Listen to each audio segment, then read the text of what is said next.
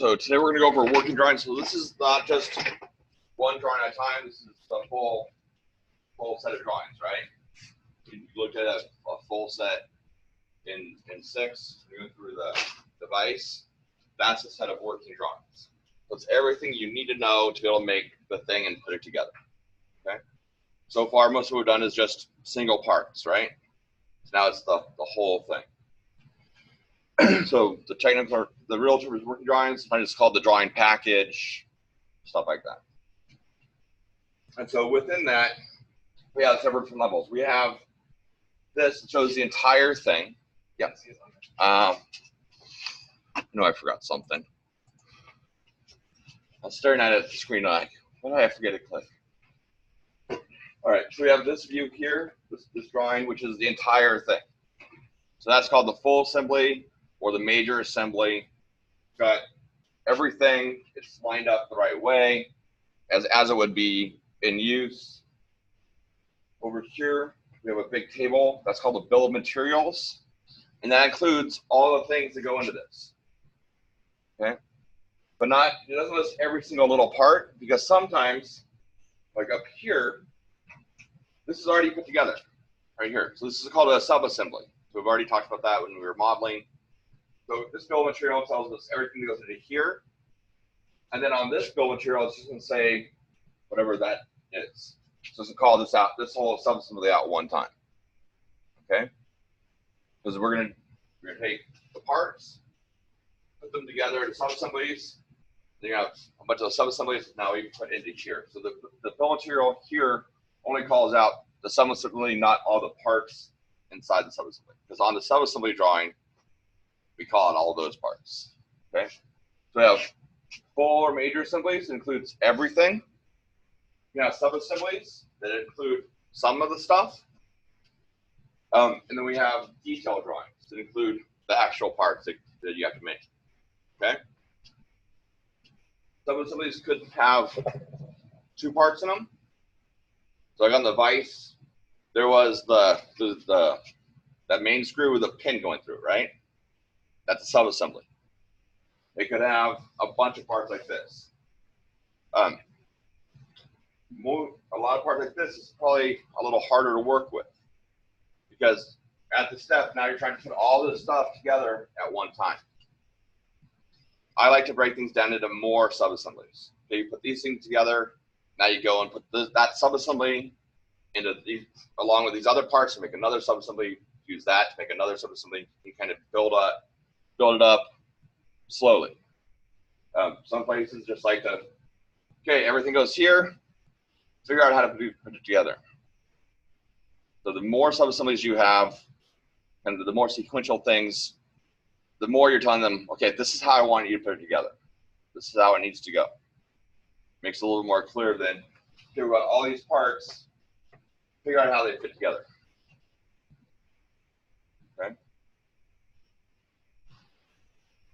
And then the detail drawing, again, what does that provide? What does that tell the people in the shop? Yeah, how to make that part, right? So the details tell them how to make the parts. Sub-assemblies and assemblies tell them how to put those parts together. Okay. Questions on that?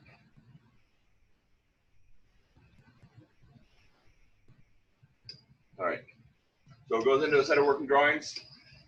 Details of all non-standard parts. So any part that we have to make, we need to have a detail drawing of. What's a standard part? So details of non-standard, what's a standard part? Yes. Yeah, stuff we're going to buy. Screws, washers, pumps, whatever. You're going to buy it off the shelf, you don't need to do a drawing of it. Why? Already made. Because you're not making it. It's pointless to do a drawing of something that you're going to buy. If you're going to buy something and then modify it, then it needs a drawing. Like if we have we're going to buy this hex bolt.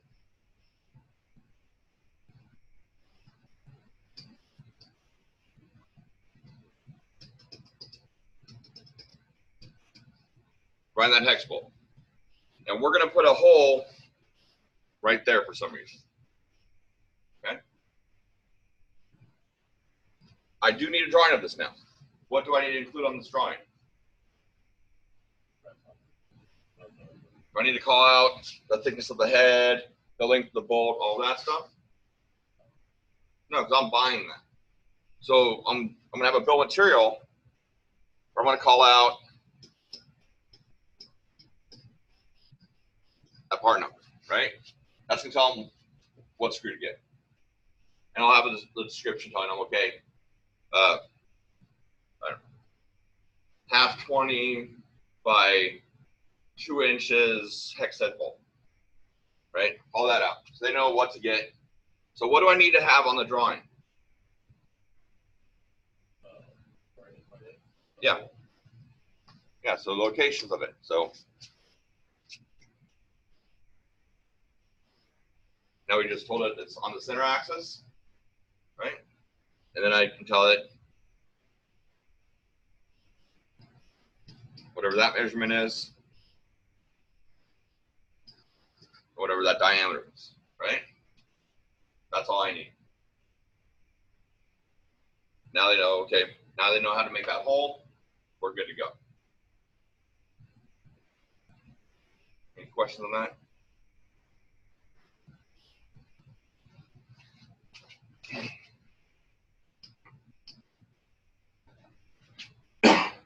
Do we need to show all non-standard parts on the drawings? Yeah, they need to be included on the drawings. So, I mean, screws, bolts, that stuff, download from the master, right? Or from the content center or whatever. However, get it in there somehow. What about other things? Like a pump. If I was going to use a pump, would I need to, how would I get a model of that? What would I do?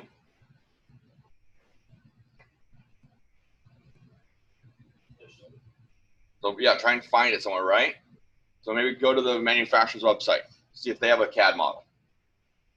If not, go to GrabCAD, see if they have something.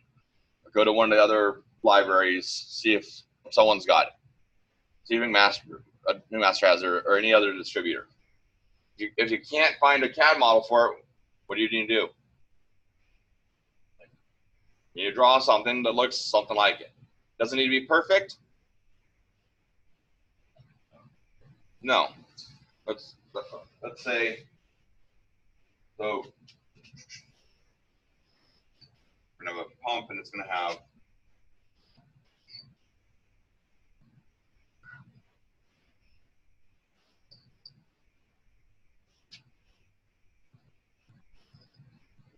there's the pump, right? And if I look from the top,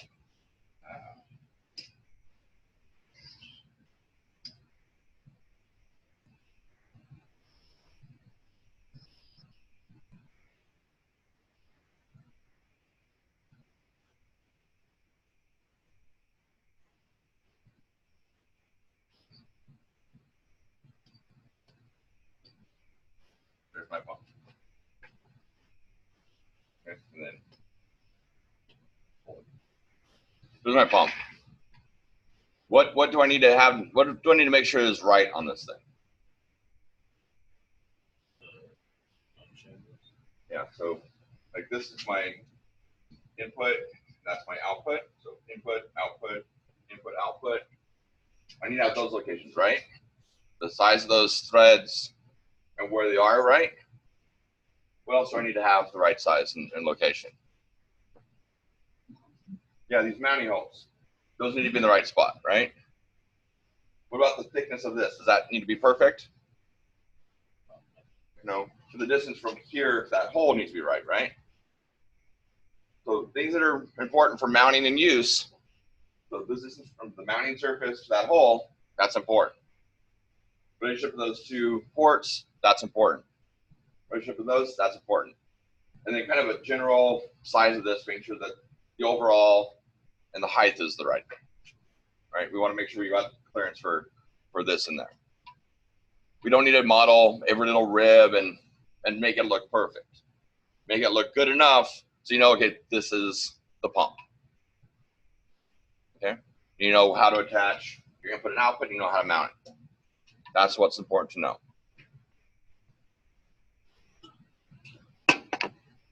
Questions? If you have time at the end, maybe go back and make it a little bit more detailed. But just kind of get it going, get the basic stuff in that you need to know. Okay, questions?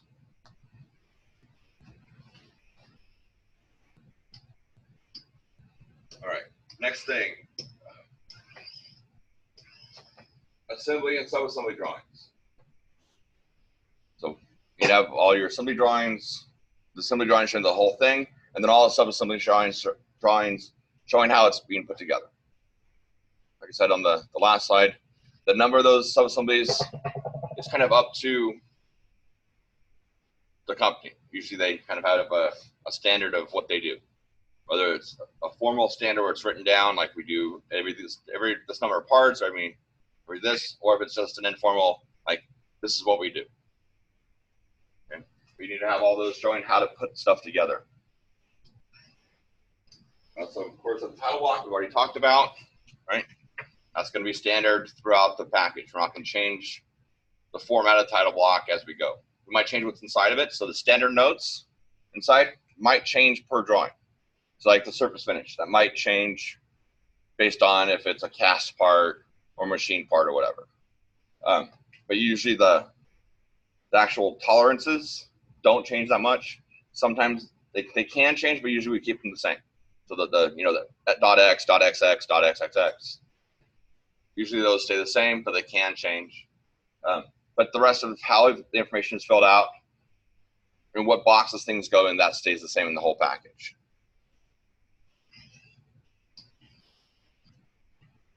The bill of materials. So we have a bill of materials on each sheet. It's also sometimes called the parts list. So in Inventor, it's called the parts list. It's not called a bill of materials.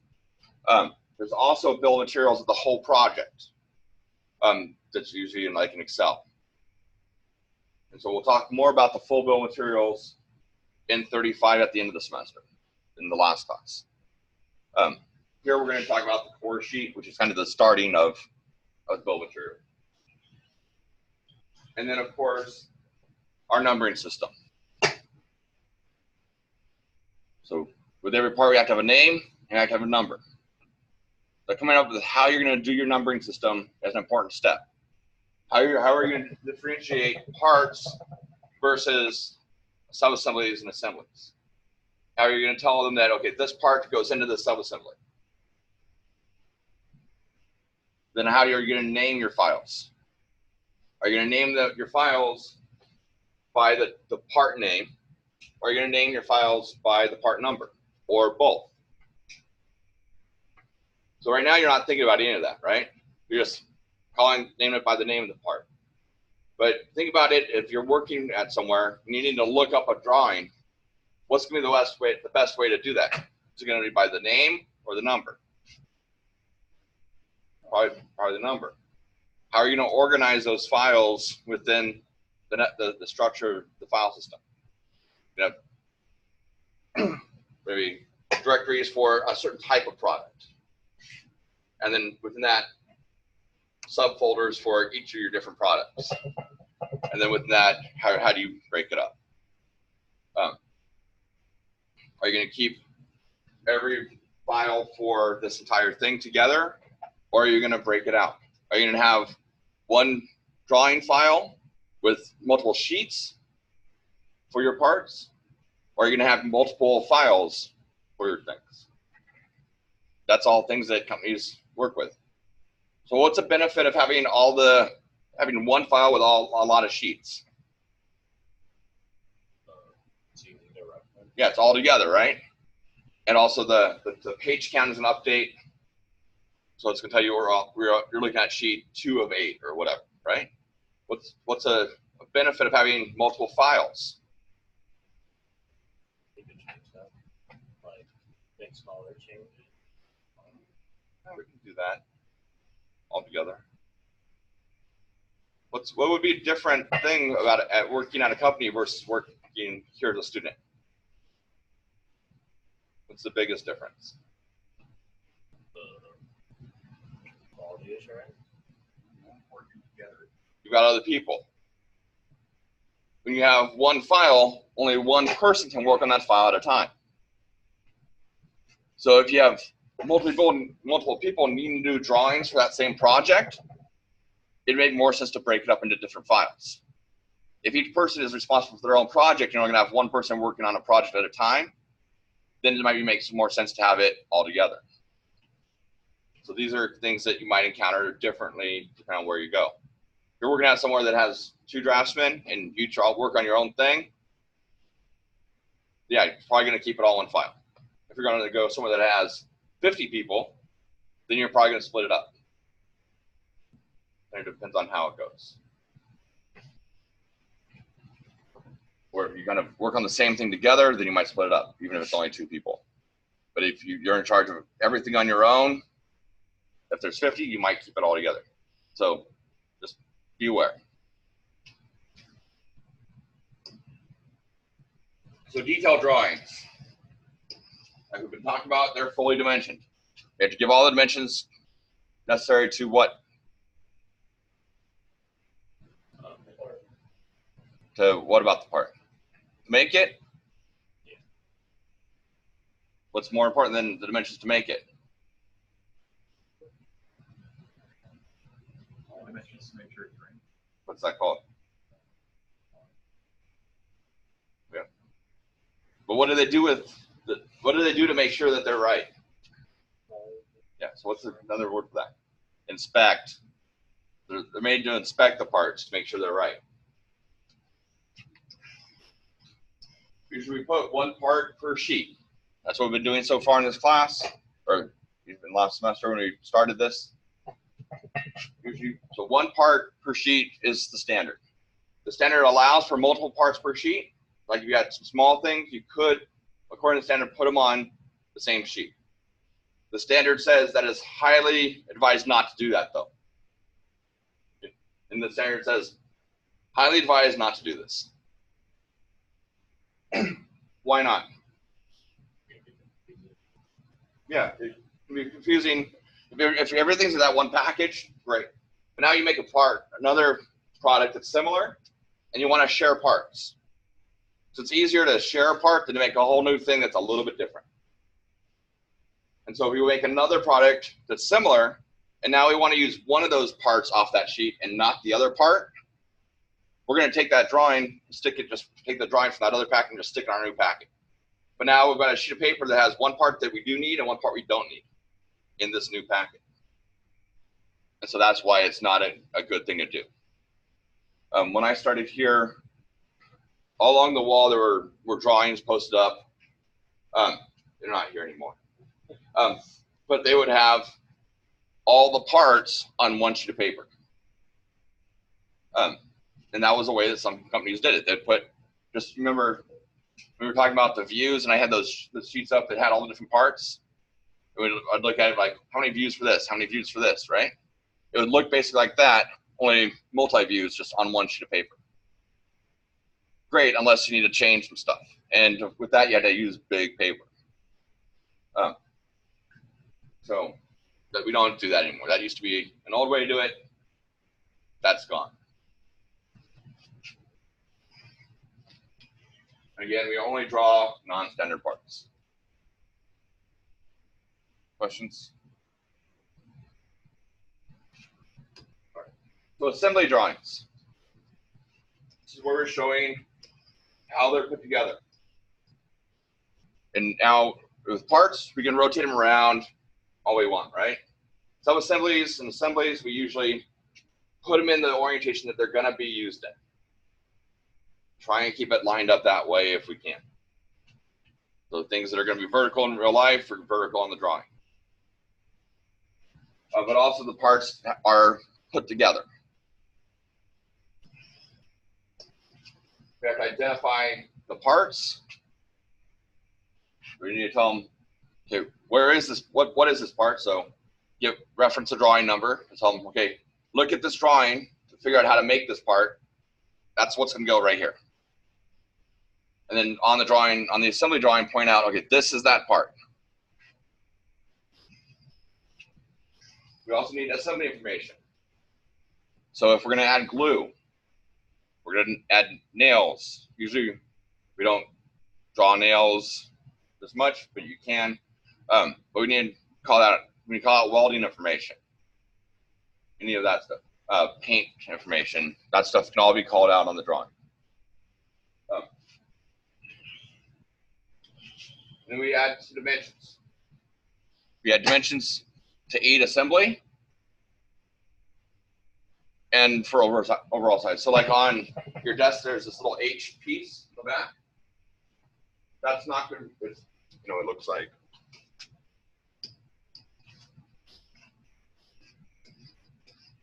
Like this. On that part, we're not going to do, we probably would do drawings of these two pieces because they've got holes in them.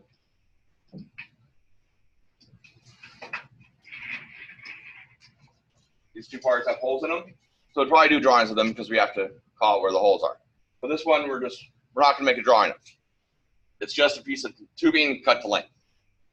So on the assembly drawing, we'll call out this part, and we'll say that there's two of them. We'll call out this part, and we'll just say 1 by 1 by a 32nd wall square tube by 6 inches long. And we'll just call that out on the bill of material on the parts list. And then for here, we need dimensions to aid assembly. So we need to give it that dimension, right? Give it that dimension and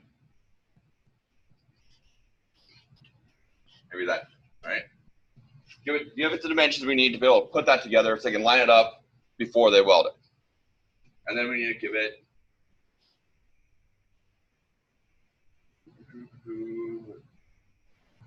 what do I want to do? Be weld all the way around. So tell them what weld to do. Okay. Call it out. So call out that weld. Now it's taken care of. Okay. So dimensions to aid assembly. Assembly information. What else did it need?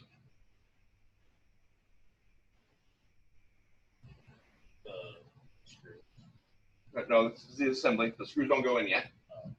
The screws are going to go in when this part gets put on the major assembly with the two legs and everything. What other dimensions does that need? What? The height, you said? So if I put in this information, this dimension there, is that a dimension we're going to inspect? Probably not, right? Because that's just the sum of the thickness of those two beams and that. Is that an important measurement here? Let's go back. But I did say overall, right? So we are going to need that eventually. So I'm going to stick it out here. What's an important measurement when we put this together? Where the holes are, right? The hole spacing. Because on the leg, we've got holes drilled there. We want to make sure those two spaces are the same, right? So I'm going to need to call out the hole space. That's what I care about. I care about those holes being spaced the right distance apart. Okay? So if I call this out, call it X. Do I need that? Am I going to inspect that? Look at it. Does that dimension actually matter? Look behind you. Except for David. Look to the side of you. Does that overall dimension matter at all? No. But I did say to add overall dimensions, right? So what should we do? Make it a reference. Yep. Reference. So now we know, okay, the overall size of this is that, but we're not going to inspect that. We're going to inspect distance between the holes. That's what we care about. Any other dimensions we need on this? Can you put the overall length? Yep. Overall length and reference it, right? Yes. This, on the detail drawing of this part, I've already told it that length, right? So a detail drawing.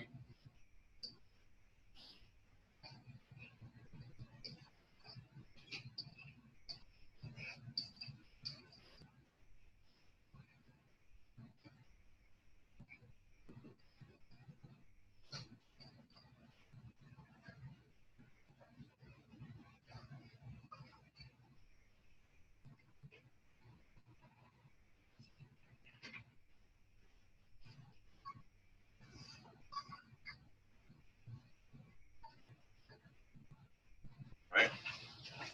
I got that. Here's my detailed drawing of that. Call out the holes, call out the overall length. But this, why did I put this dimension in parentheses? It's not as important. That's square tube, right?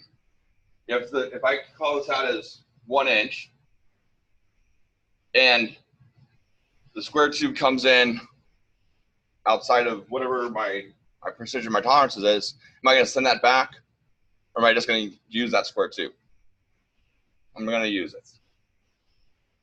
So it's just trying to look at that's the size, but we're not going to, if we measure and it's off a little bit, we're not going to machine it down to make it perfect. If the size is super critical, then we might. But what we would do is we would adjust, would make sure that the clearance holes are big, the holes are big enough that depending on the size, that it's still going to be able to fit through the holes. Okay, we'll talk about that next week. But this is the detail drawing. That dimension's already called out here. So here I'm going to use it as a reference. So I don't need, if I already measured it here, I don't need to measure it here. Okay. Make sense? Yes.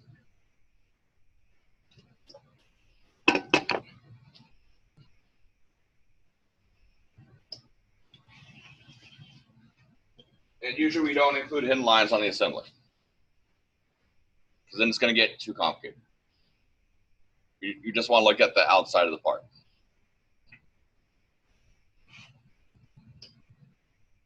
And so the one where we look at the outside is called an outline assembly. We're just, if it's something that goes together easy, it's easy to figure out how it's going to go together. You can just show it all put together, and you can see the different pieces. That's just called an outline assembly. We just do that. No hidden lines. We just show the outside views, right? What do you think are what's another type of assembly?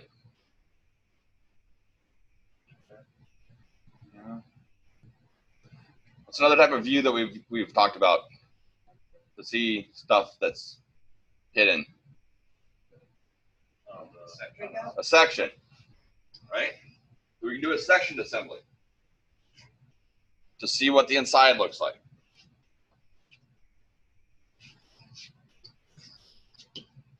So this one, it's a broken out section. It could be a full section. Any of the types of sections we talked about, we could do that in our assembly. What's different here than in a section of just one part?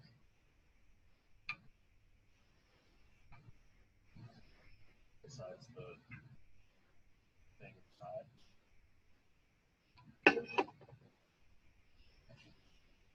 There's one big difference between a section of one part and a section of multiple parts. Besides there being more parts. How do you know there's more parts? Yeah, the hatching is different angles and different angles, right? Or different types. So everything with the same hatch is the same. So like this part and this part have the same hatching. So it means that this is all one piece. And then this and this is all the same. Is anything else the same as that? Doesn't look like it. Those are close but not the same. Okay? So that's not the same.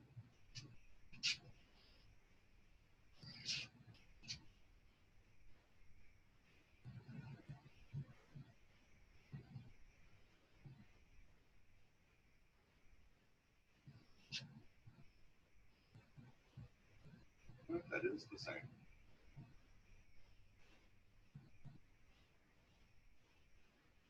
But look at the pattern. Narrow, wide. This is all even. So they change up the pattern here. Even though it's the same angle, it's a different thing. Got a narrow space and a wide space. Narrow space, wide space. See that? So it's a different part. That's different. That's different. So because the patterns are different or the angles are different, it tells you which parts are which. Okay?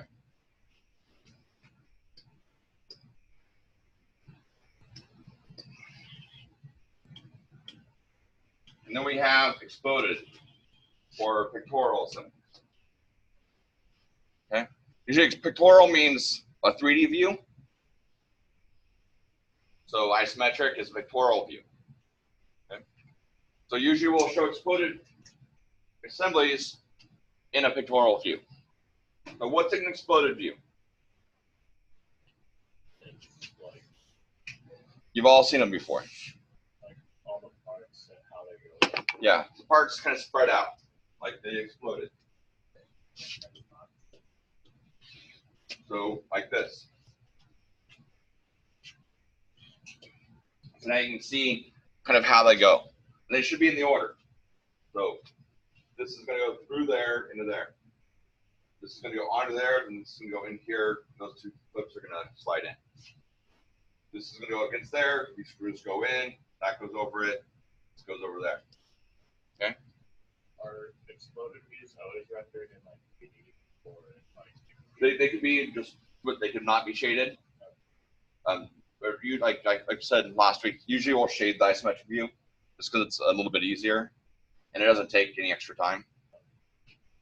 Sometimes we don't. The exploded views are usually isometrics, but not always. So if I look at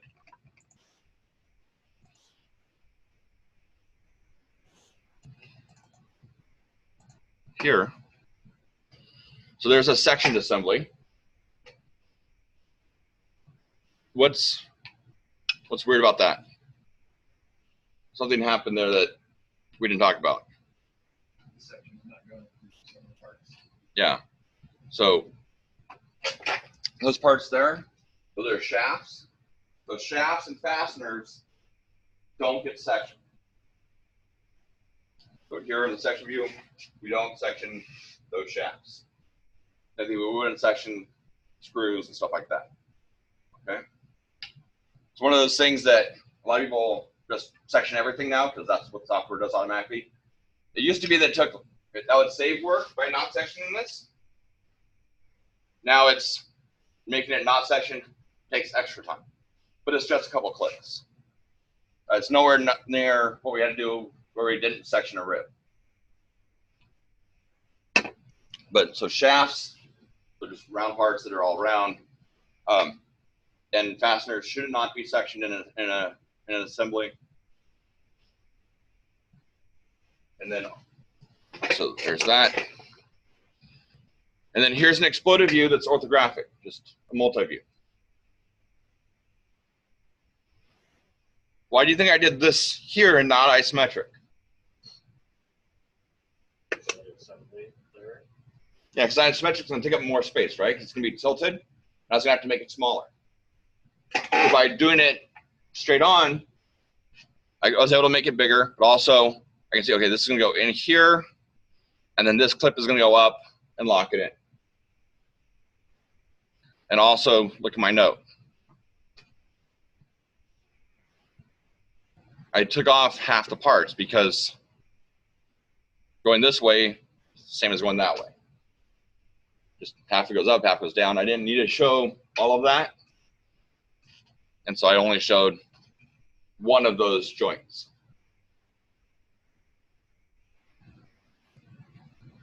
Okay. Make sense? So we can have 2D exploded views. Sometimes they work out better, but most of the time it'll be a 3D view. So since we're here, you can see down here is our parts list, our bill of material. And so we have two things. We have the item number, which corresponds to the balloon that's touching the different things. We have the quantity, so how many of those things are in the assembly. We have the part number and the description. So the item number and quantity, so the item number is based on what order it was inserted into the assembly drawing, the assembly model. That determines the item number. We can re-sort that. We can change that up. I'll show you that when we get to Inventor. Quantity comes automatically. Part number comes from where? Yeah, the part number I property. Description comes from where? The description I property. So remember, the title fills out this. Description fills out this. Usually they're the same, but they can be different. If you have fasteners, you don't need to fill out the title. You do need to fill out the description because that's what's going to fill out the bill of material. Okay? Questions? So any purchase parts you have, the only two things you need to fill out are part number, description.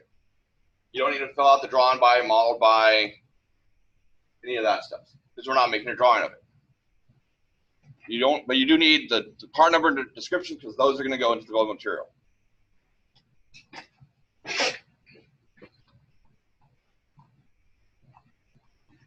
So here's another one, same kind of thing. But look at this drawing versus this drawing. Notice the difference with the bill of materials? Look at bill of material here. Look at bill of material here.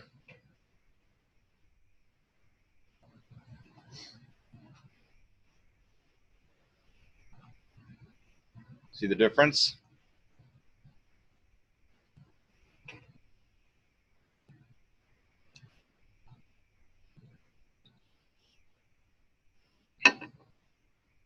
Anybody? Here, let me do this for you.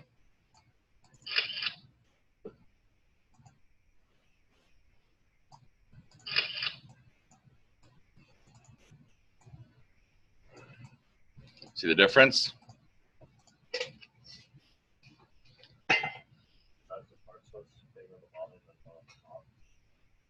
One of them, the title parts is on the bottom, and the numbers go up. The other one, the parts is on the top, and they go down. There's a reason for that. What's the reason? Yep, exactly. If it's connected to the title block or the border, title's on the bottom and it goes up. If we want to add more things, they're going to have to go above it. If it's floating, so it's in the middle of the page somewhere, it's like a regular table. We start at the top and go down. Okay. That's again a carryover from the olden days of when we did it by hand and even in AutoCAD. It's easier to add because a lot of times we'll have something and we'll realize, oh, we need this other part. It's easier to add to the top than having to erase the whole thing and start over. With this stuff though, we can just move that table up.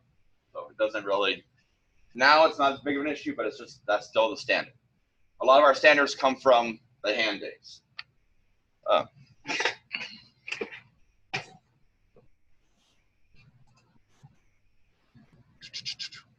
right.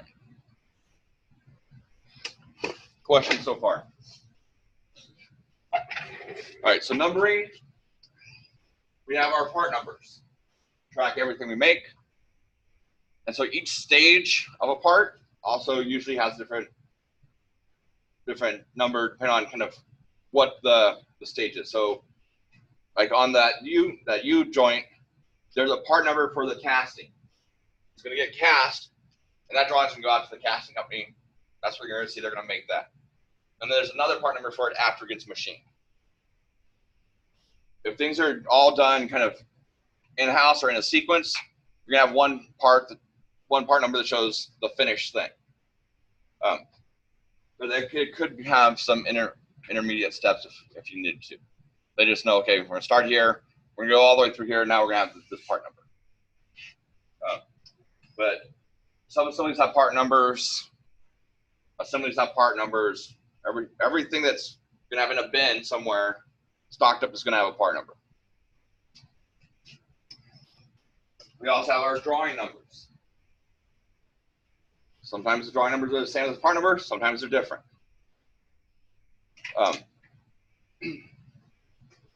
So I think when I worked for the state, we used our drawing numbers, the numbers that were on the drawing. They were kind of short.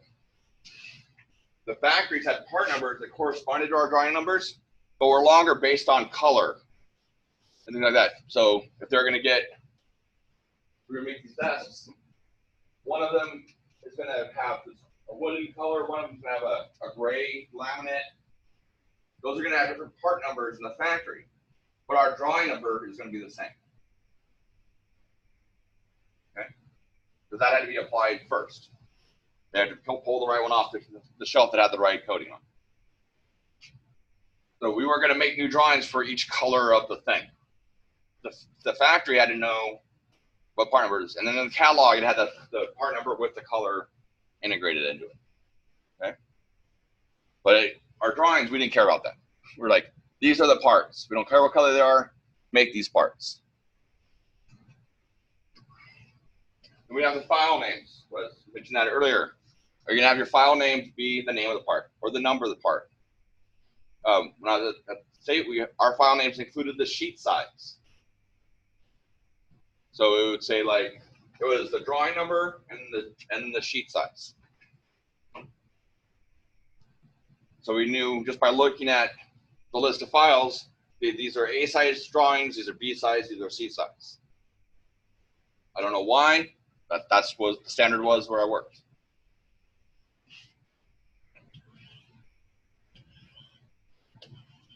And then the detail numbers. So the balloons. Okay. So these get remade on every assembly. They really don't matter, but these are kind of important things to think about.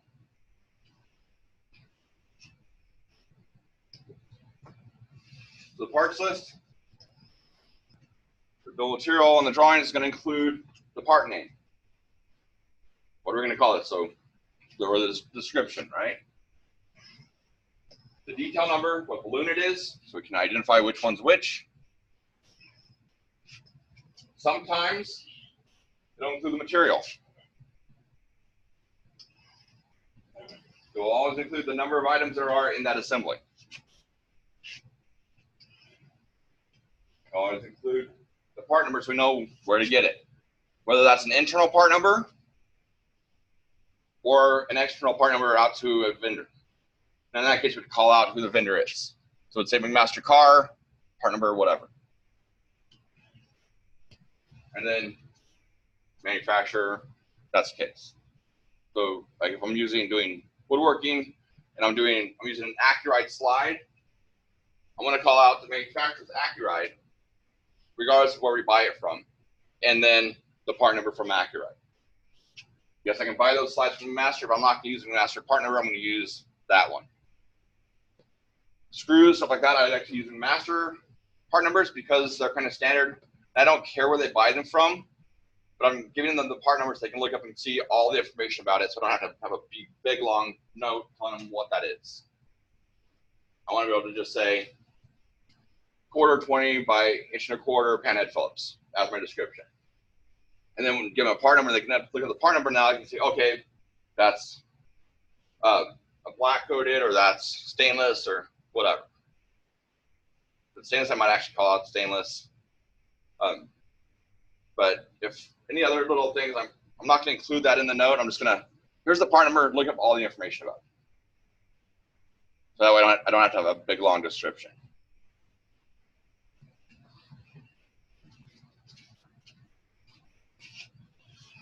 So this was our bill of material when I worked for the state. What? On red. Yep. Oh, but it printed black. Oh. So it had the part or material number. So part number, if it was if we're doing an assembly, we call it the part number. But if we were doing something where we didn't have a drawing of it already, so like the tubing, the little 6-inch square tubes in the middle of these things, we call it material ID number. Because we had an ID number for each type of material we used. That size square tubing, each size of sheet metal had its own material ID number. We call it the item number. That was the balloon on the drawing pointing at it. The quantity, a description, the drawing number, or if it, so it was a part we were making it and it had a detailed drawing, we call it the drawing number. If it was that tubing, we'd call out 1 by 1 by a 32nd by 6 inches. Tell them what size that was. And then we'd call it material. Steel, aluminum, ABS, whatever. Okay. We also filled this out for individual detail drawings. So every drawing, we fill this out so that we can tell them what material it was and what the stock size was. So if we took whatever we were making and made a rectangle out of it, that would go under the size. So they knew whatever it was. Or if it was going to be that top piece with the holes in it, the square tubing would be called out here with the length, just so they know what to buy. So the material was always filled out here. This line always had something in the first one, whether it's a detail drawing or an assembly. You guys go over attributes in 4A? You know, where you can have a block and have information included in the block? No? Oh, I mean, shoot. So each of these is an attribute. So I can take this top one, this top outside thing, and move it up. So then each of these dots, if I double click on the dot, I can just type in the information into a dialog box and it would fill it out across. And I can just copy that up as many times as I need it. So each one of this, so this vertical line and that line across was, and then all these lines here were joined together in a block. And then this one up here was block. I can move this top block up wherever I wanted it, and then copy the dot and this next section up as many times as I wanted, and then put the top back on it. We also had this box where we would call out where this is going. So this is standard on every set of drawings. We had a lot of parts that were used on different assemblies. And so we wanted to make sure that if we change this part, what is this part going to affect? And we didn't want to have to go back and look through a bunch of stuff. And so we would have put in here everywhere this part was used. So we can kind of see what this used, and also where it was used. Just so by looking at the drawing, we know, okay, if we're going to make a change, we need to look at all these other drawings and things to see if it's going to still work. Okay, makes sense?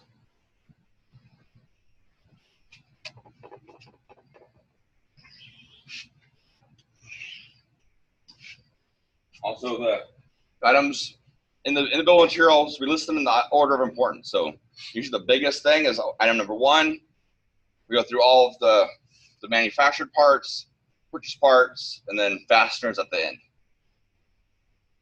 Okay.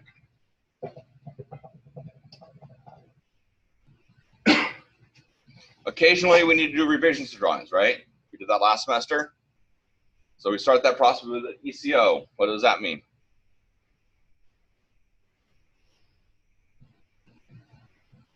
This ECO.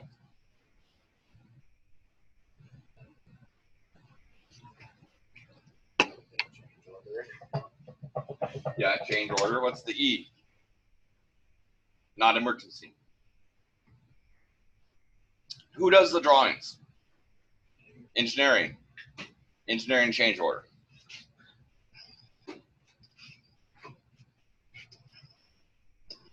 And there's usually 2 people that issue change orders. Who's the first one? No? So if you're in engineering, you don't really need to do this form. If you're in engineering and you decide, oh, there needs to be a change, you just make the change. So the ECOs are done by people outside of engineering that want engineering to make a change. Yeah, so someone from manufacturing or QA, but also marketing. So you'll make a prototype. So you'll do the drawings, and over manufacturing, they'll say, yes, we can make it like this. Here we go. Or I can't make this crap. You need to fix some stuff. I can't have that sharp corner there. I physically can't do this.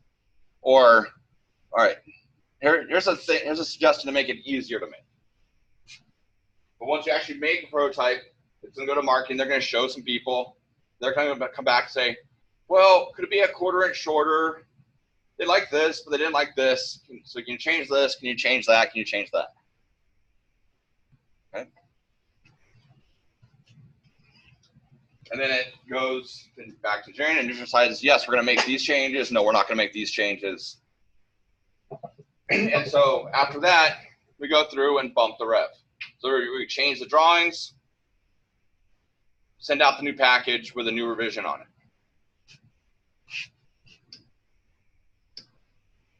So that's going to show at the top right of the drawing. It's called the revision block. It's going to have what revision it is, a description of what changed, and it could be an actual description, or it could just be CECO, whatever. The date and who approved it. And also at the bottom right corner, it's going to be there. And it's also indicated on the drawing what that change was. So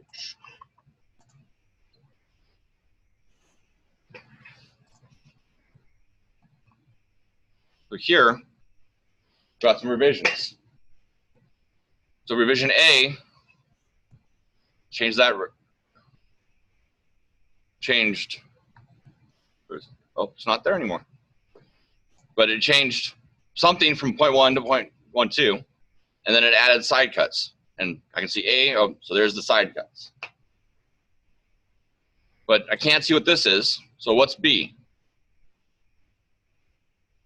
B has changed it from 0.12 to 1.15. So here, changed 1 to 2, then changed from 12 to 15. So B was here. This was also where A was, but it got changed again, so we don't have that A anymore. And then C, realized that, okay, we were missing a couple dimensions. So we revised the drawing, added those dimensions, and reissued it. Okay? And so up here, this is our revision block. Down here, we're telling it, just by looking here, you can see which revision it is. What should the shop do when they get a revision of a drawing?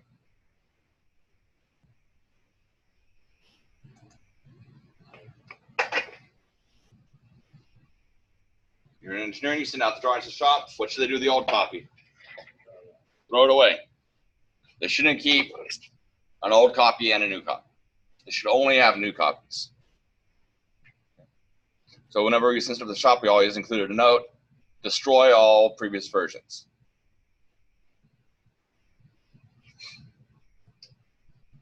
Then we also have tabular drawings in our packet.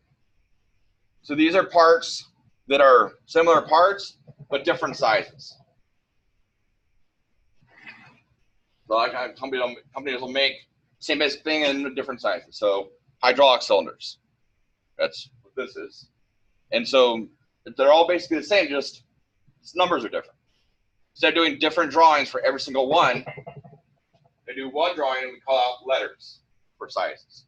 Then we have a table that tells us, okay, for this part number, these are all the sizes. So it looks like a catalog page, right? Basically what catalog pages are is tabular drawings.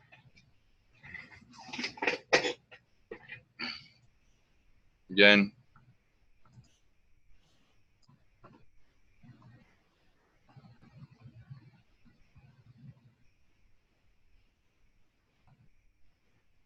so here we've got this little tube with a hole in it,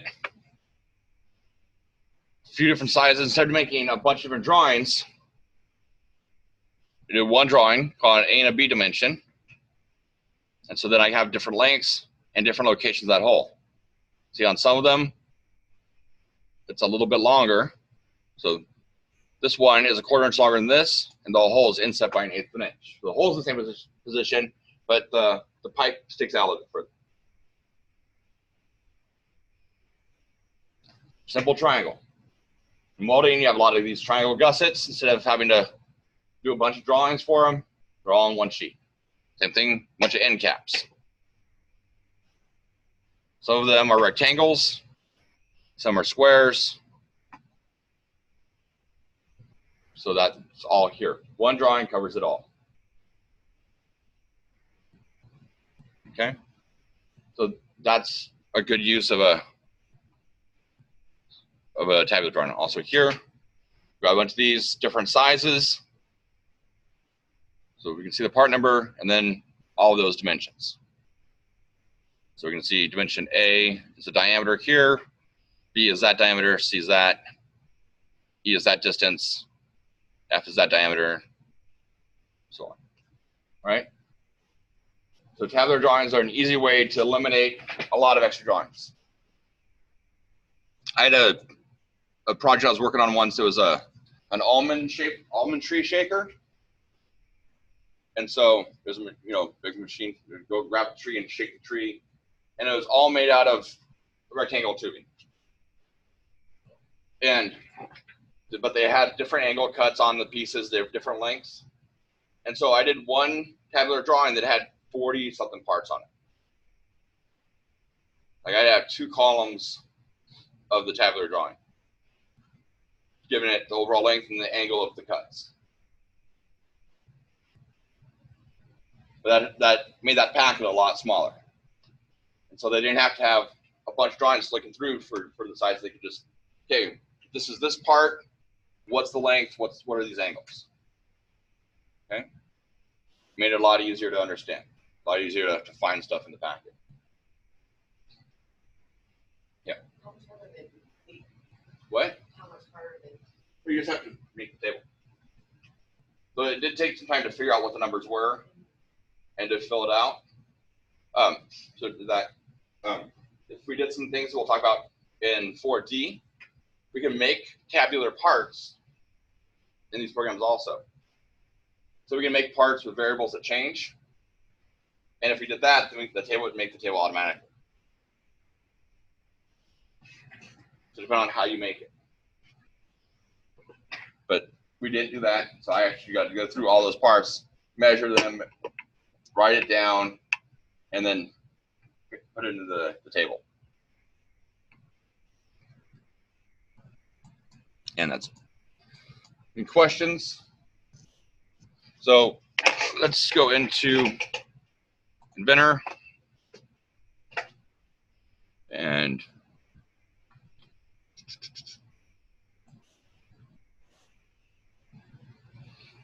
let's see, I'm gonna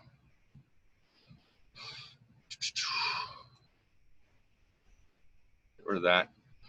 And then I'm gonna change my name of the template. Just part template. Now I'm gonna go over and copy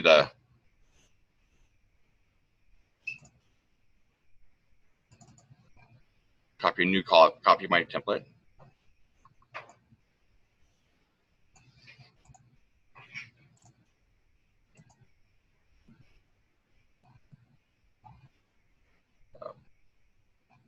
I'm just going to stick this in slide clamp. Oh, I already had one in there. Never mind. So I already put one in there for you guys. So in the slide clamp, there's already a template. Uh-oh. Uh-oh. Did I already have this all filled out? Crap. No!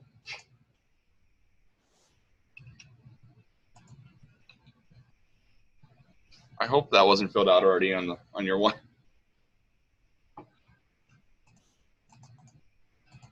Ah, crap.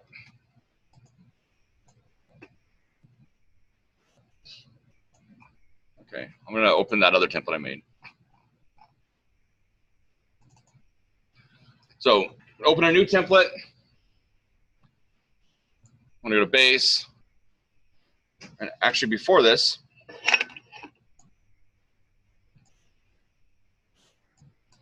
there's this file right here called core. It's an Excel sheet. This is usually the first step when you're doing a set of drawings. It's just a blank one. So if I open that assembly,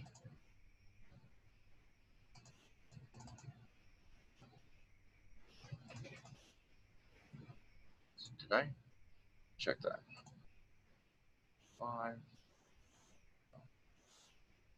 Okay, you don't have any of this stuff. Oh. Okay, good. You don't have any of that.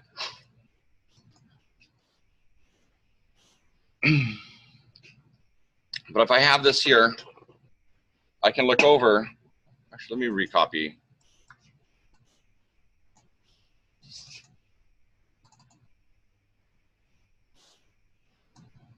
That.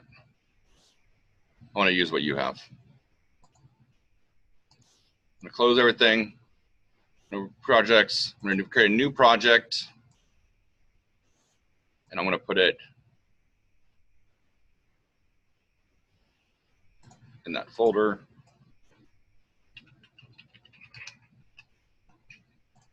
If I open that assembly and open, oh, I don't have the drawing there. Copy the drawing there.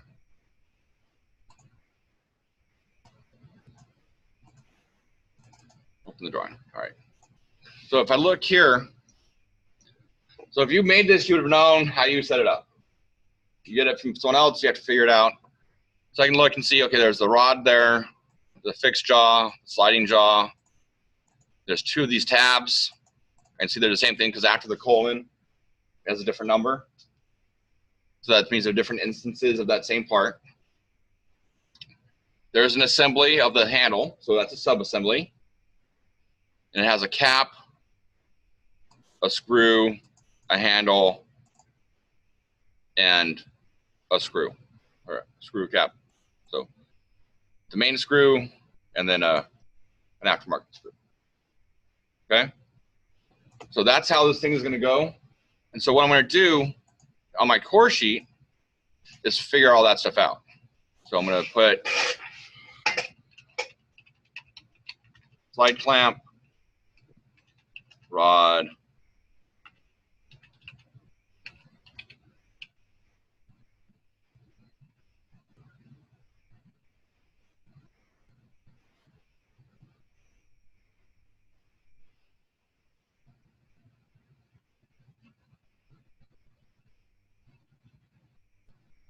oops.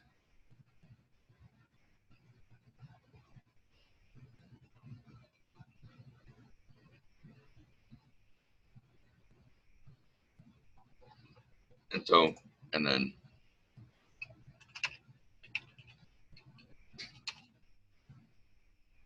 so list all my parts. So sometimes, so if you're designing this stuff, as you're doing your sketching and you're figuring out what you're going to do, make this list first. So when we get to 35 and you have to design your own thing, as you're starting to figure out what parts you're going to need and how you're going to organize them, create your core sheet first. And then now what I like to do is I like to take these things and I'll indent them based on what they are. So all this stuff. So these things go into the side clamp and these things go into the handle assembly. So I can kind of just see that visually. And then I can look at the quantity. So there's going to be one of those total, one of those, one of those, one of those. Oops. 1, 1, 1, 2, 1, 1, 1, 1, 1. Okay. But now part numbers. How am I going to number this thing? I have to have some kind of part number for this. The biggest part. So figuring out that is, so yeah, we could just call it 1, whatever, right? That works if you're just doing one thing. But at a company, you're gonna have multiple things you're working on. So you can't just have every project starting at part number 1. It doesn't work that way. So you might have a code for that type of product, or a base part number. So like your finished part number is usually where I start. So let's say my finished part number here is going to be SC4572, whatever. I'm making something up. But if you're at a company, they're gonna have a numbering system for their finished parts. They're gonna go out in their catalog. So I'll usually start with that as my assembly part number. Then everything out down here is gonna be based off of that. So figure out how you want to do it. Different people do it different ways. I like to do from below here, I'll do numbers. And then if I get to a sub-assembly, I'll go that number and then letters. So I'll do like -1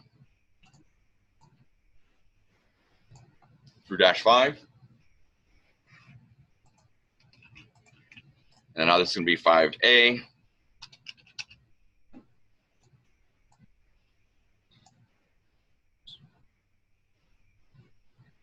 Of course, you don't want to update.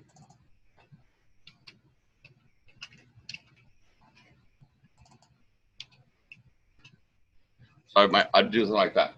And if one of these happened to be a sub-assembly, so I'd call that that, and then its sub-assembly would be 5B2, or 5B1, 5B2, 5B3, and I just keep alternating letters and numbers if I had multiple levels of sub-assemblies. So that way I know all of these parts go into that sub-assembly, and all these things with just numbers go into the main assembly. Some people do letters first, then numbers. Some do other stuff. I don't know. For me, this makes sense. Keeps me organized. I know what's going on. So this is my method. Why didn't I put a number here? So it's actually got its own part number, right?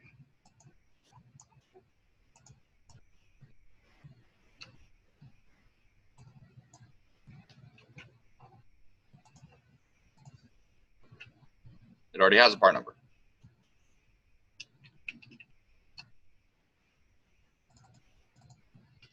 I'll just put it in its part number. Okay. So now from the core sheet, I know what all my parts are.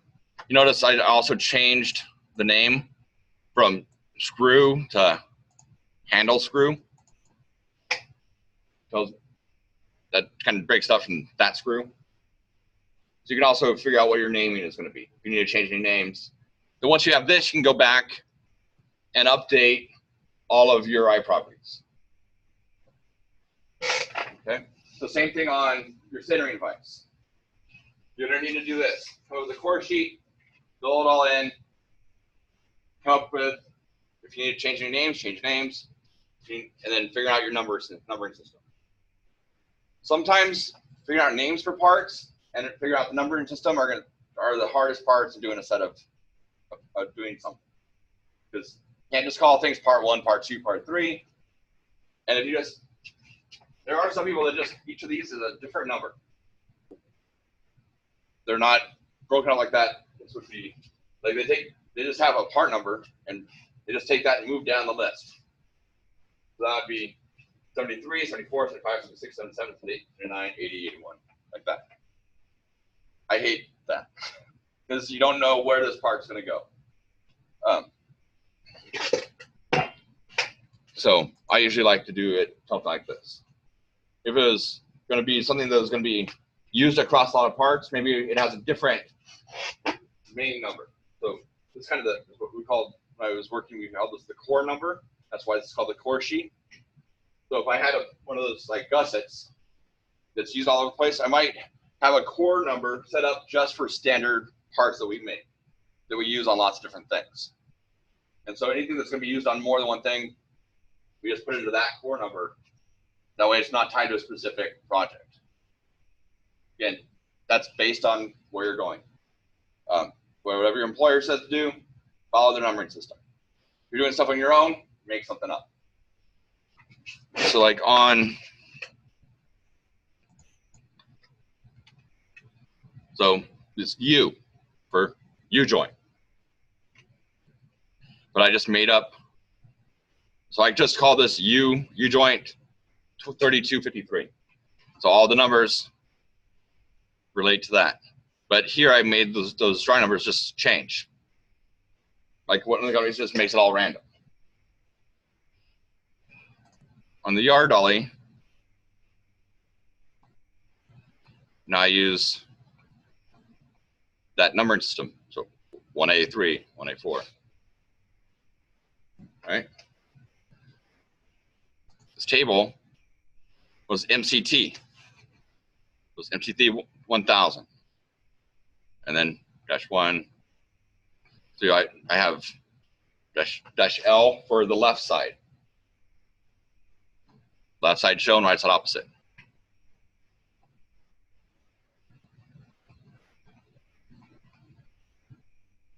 Okay. What do you think the MCT stands for?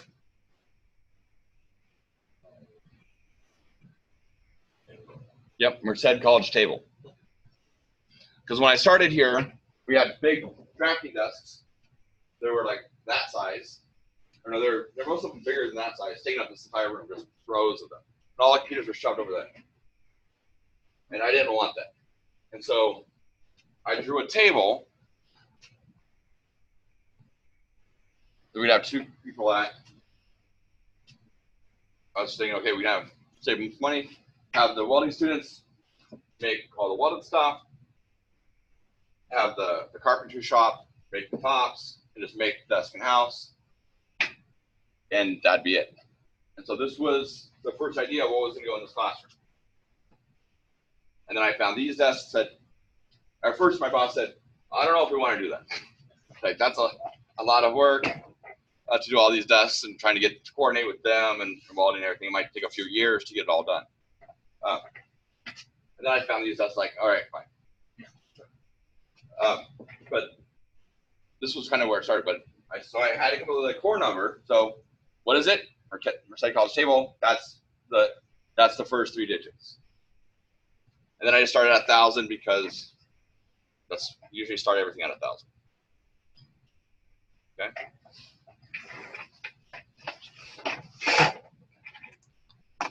So I got that. All right. So if I go into here, I put in my assembly.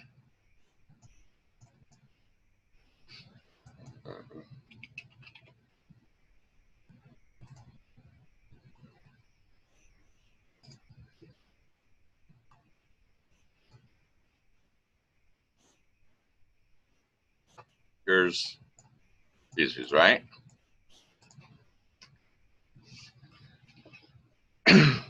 So there it is together.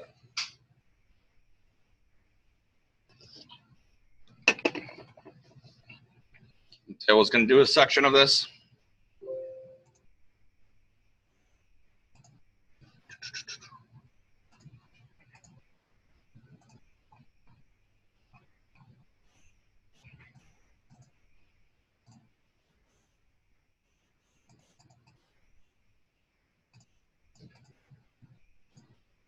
So break out there. See, it's sectioned the screw and everything. I don't want to section that screw, so I'm going to go into the breakout. Over here. So I'm just going to do that view because that's the view it is. Go down to that part, right click, section participation, none. Now it takes it out of the section. So if I don't want it, that one either. Where's that? Handle, screw, right click, section participation, none. Now it takes it out of not being sectioned. Okay. Is that how you want it? Not necessarily. But if I go back here, I want to turn on the display options for the threads. So I can see that that is threaded. Oh. So that's one way it could be done. I'm just showing you how to make it not sectioned. Oh. Does that need to be a section there?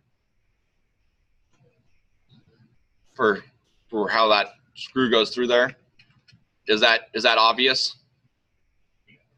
Yeah, it's obvious, right? So probably don't need to put a section there.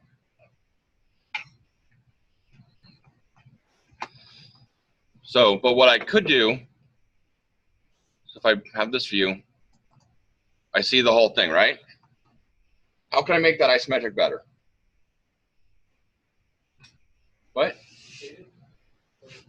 Sure, I can shade it. What else? What else was in the lecture? I can explode it, right? To show how things are going to fit together. And so the exploded view could go right here. We can also do a whole other sheet of just the exploded view. Okay? However you want to do it. So in order to make an exploded view, we have to go to New, and we're going to make a presentation view down here. So we create that, and it's going to ask what file do we want to use. We're going to use the slide clamp.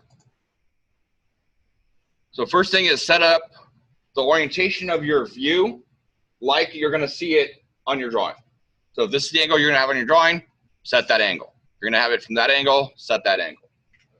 Don't just have it at random angles and start pulling parts apart, or else they're not going to look right on your sheet. You want to have it set up the right way so that you can see what the spacing is actually going to be on the piece of paper. Okay? Take that off. So also,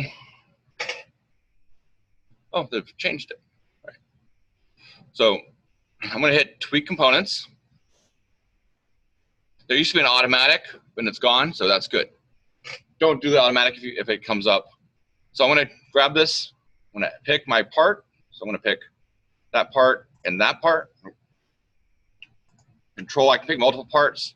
Grab this, pull that out.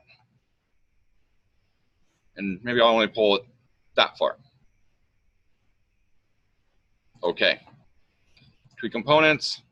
Grab that one, pull it out there. Say okay. And see, I'm trying to make those bases about the same. So Tweak Components, that part, and control that part. Pull those out. Okay. Tweak Components, that part. So if I pick here, it's going to pick just that handle there. If I go here, I can pick that assembly. So you can pick stuff off the list, off the tree here, or by clicking on them. I can just pull that whole handle back. Am I going to separate the handle?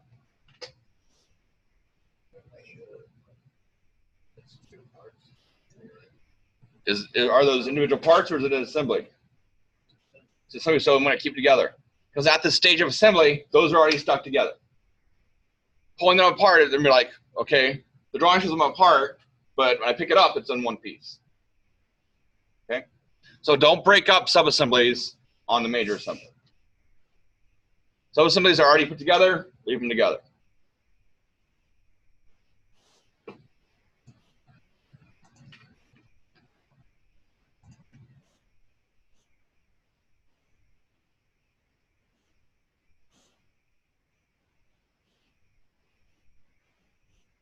So there's my exploded view.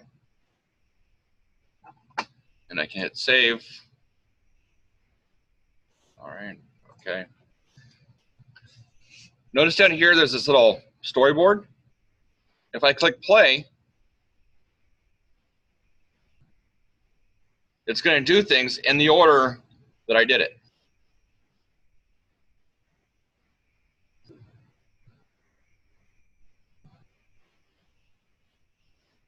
So as I was doing things in that tweak, it added an option for duration. So that's how long that step is going to take in the animation. I can also play it backwards. So now it's going to put it back together.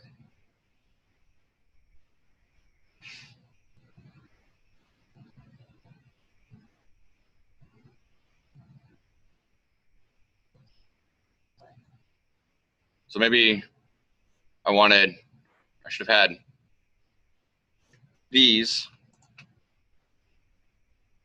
go up here.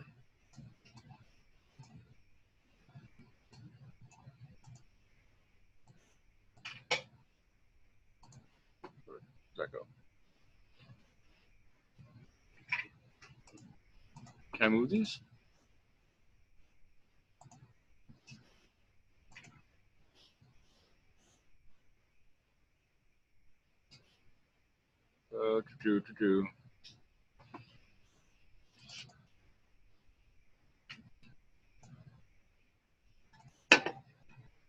Is there a...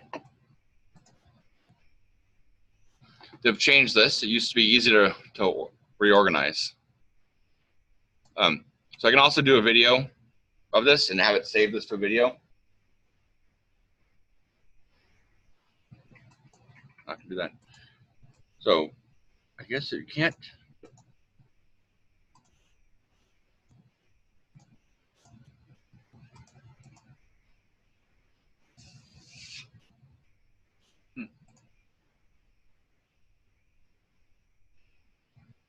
So this hide all trails turns off all the blue lines. If it's easy to understand how they're going together, I usually like to turn the trails off because they kind of get in the way. If it's hard to understand how things are fitting, then I'll leave them on. So if you want to do the video, make sure you do them in the order you want. It used to be a really easy thing to flip them around.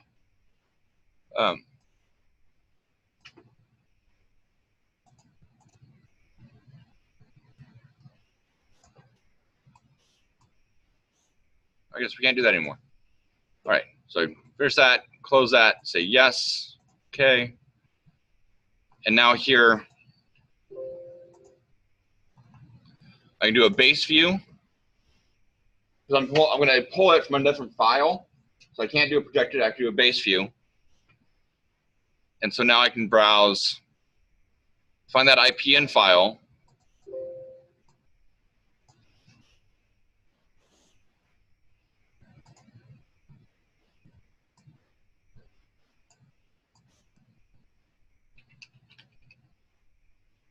Nope. 2 or 3.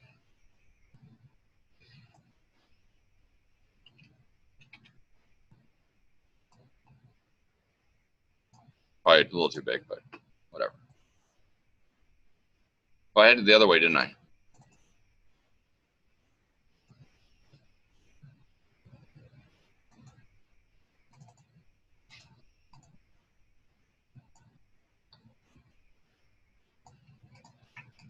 Okay. So now I have that. So I have my exploded view, I have my outline views. So I can see how it goes together. Under annotate, I'm going to go to parts list.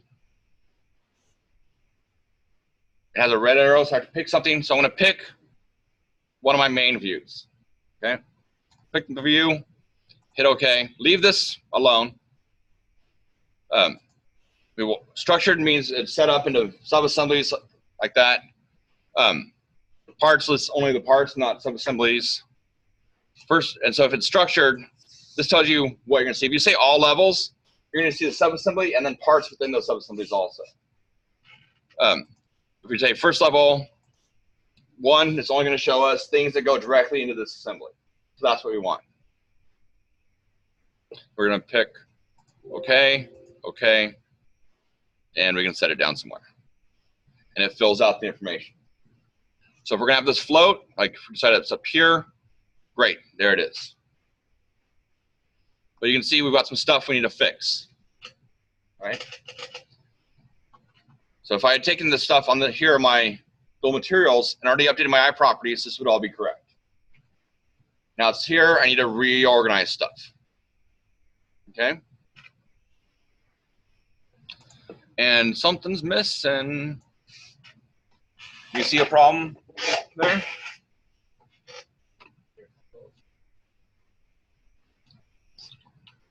What was that? It says handle, but remember the file? It was just called handle. So I do need to do some updating, right? So this handle,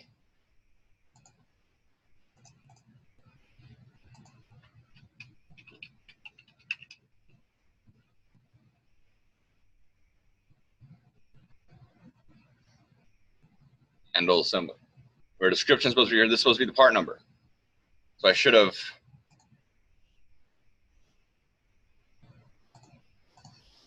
handle assembly is that.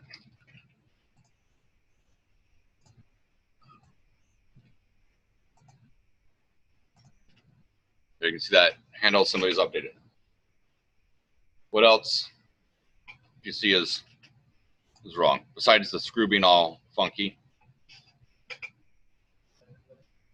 What?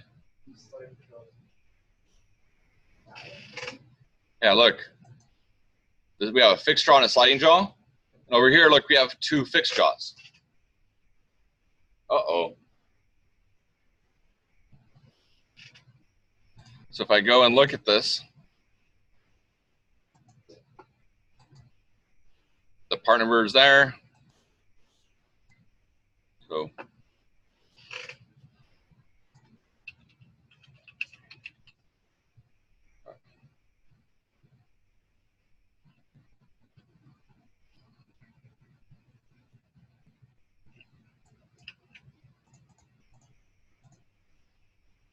oh, look, now I have that fixed jaw there, and then I still have another fixed jaw up here. So let's look at the sliding jaw. Oh, that's why. If they both have the same part number, it's going to combine them, even if the geometry is not the same. Okay? So I was looking at part number and saying, oh, this is the same part number, it's got to be the same thing when it fills up the table. Can you figure out what happened, why it was like that?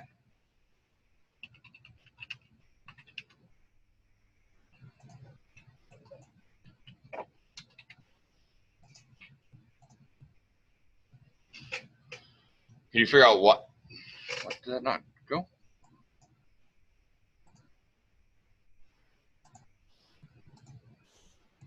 Oh.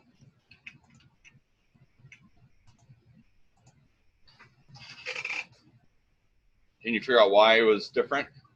Why they were both called fixed jaw?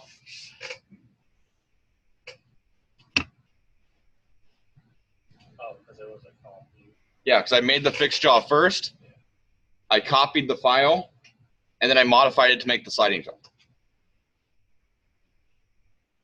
And so and I didn't go back and change anything, so that's why they both said fixed jaw. But now my table's messed up. It's not in the right order. So it's supposed to be fixed, the rod, then the fixed, and the sliding, then the tab. Right now it's out of order. Oh, and I guess the cap wasn't supposed to go in that assembly. So that needs to outdent. And that's going to be 6. Okay. And then this needs to outdent also. Oops.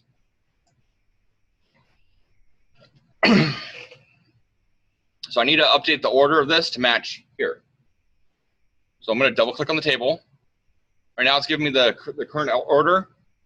I'm going to go here and tell that I want that one to be number 2. I want that to be 3, 4,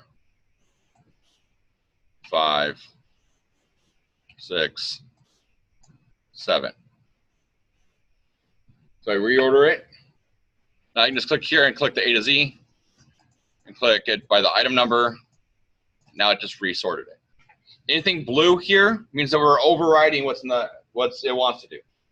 So I could go in and manually type in all the stuff here instead of updating the iProperties.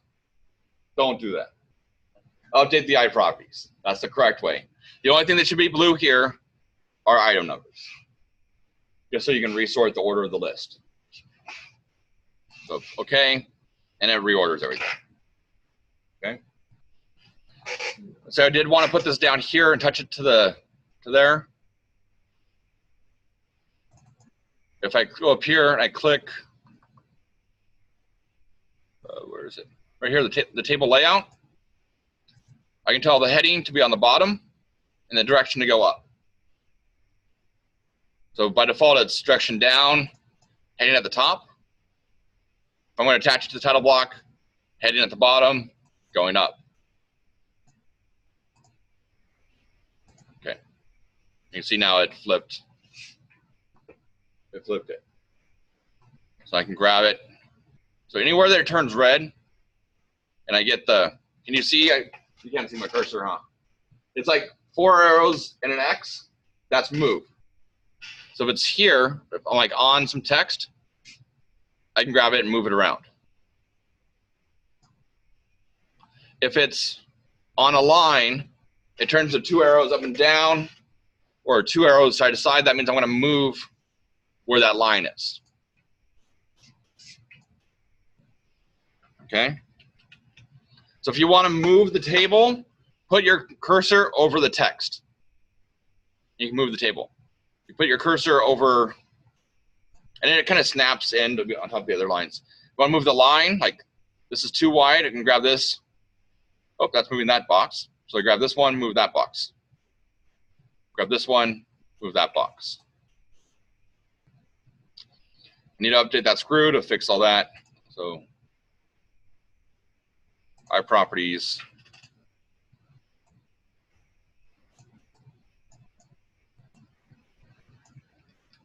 Cut all that out. Description. I don't know what size this is. So I don't need all this in the description. So I'm going to say flathead. Oops. And then I'm going to guess.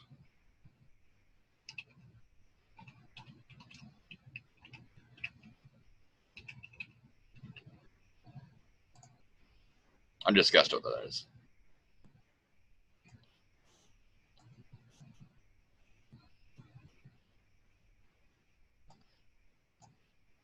And now it's running into that, so maybe stick it down here.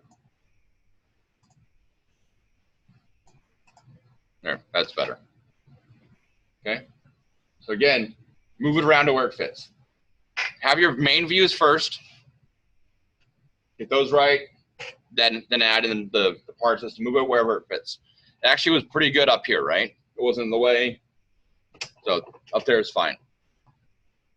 Now that I have that, knock down my balloons. So balloons, click apart, go over somewhere, right click, continue. Click apart, move, right click, continue. Click, click, right click, continue. Click, click, right click, continue. Click, click, right click, continue. Click, click, right click, continue. Click, click, right click, continue.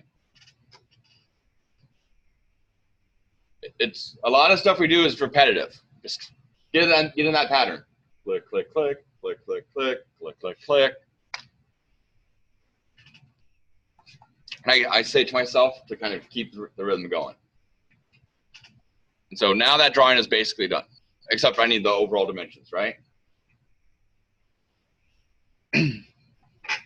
So that's how we do this. And so what you're going to be doing for your lab for this one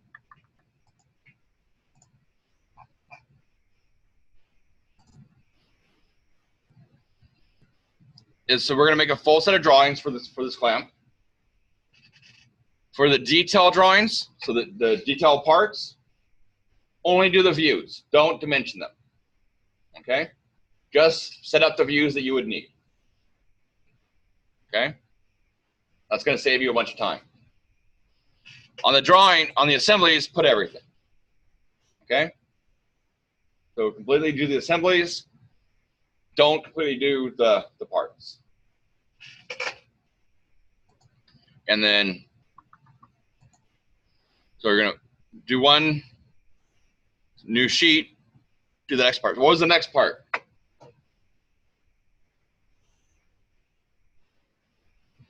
So what's the next part after the assembly? And that's the assembly. The rod is the next part. So I do that one next in the packet. Do things in the order of the packet that they show up in the bill of materials. So whatever the order they are here in the course sheet, that's the order that I make the sheets in the file. So Part 2 is going to be the rod. Ooh. New sheet. This is going to be the fixed jaw.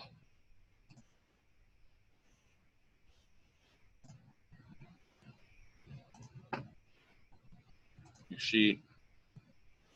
I'm not making the actual views you need to make. I'm just making some stuff. Okay?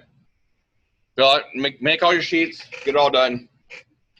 And then when you're done, you're going to go to File, Export, PDF.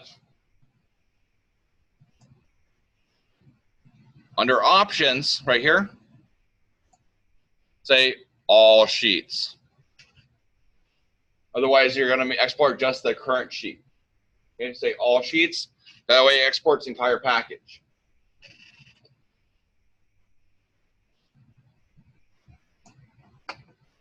And then hit Save.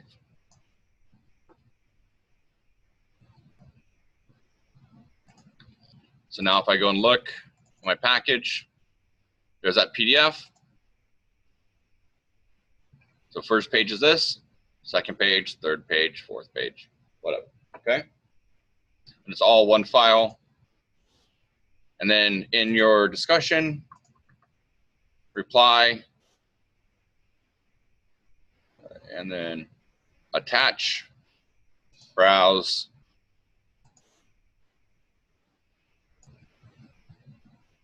there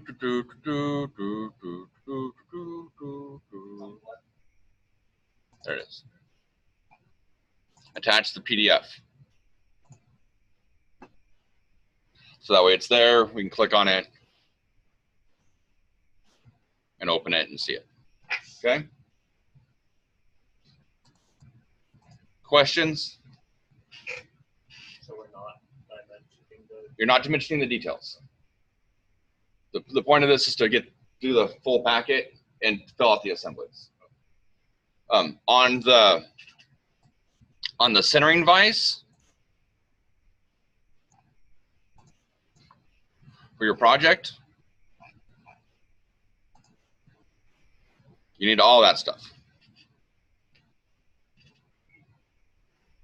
So you have to have detailed drawings with all the stuff we've talked about and the stuff we're going to talk about next week. And you're going to have the assembly drawings.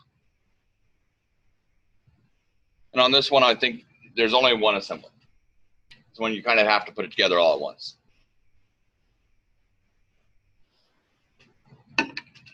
Okay. So, but now that you know kind of what to do, create a core sheet, check part names and assembly names, make part numbers, update iProperties, start making your sheets. Okay. We've kind of covered everything except for fasteners. We've talked about a little bit, but not. Well, we have another day about fasteners, and then tolerances is the other main topic that we're talking about. Okay. And then at the end, we'll also talk about drawings for gears and cams and questions. And also, we need to talk about welding drawings tomorrow. Yep. You still want this done by the end? No. So, we'll give you till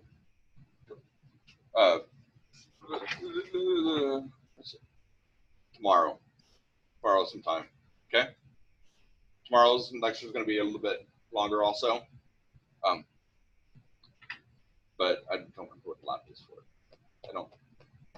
Actually, I'm probably not going to have a lab for it. Because I'm having to make you do this now.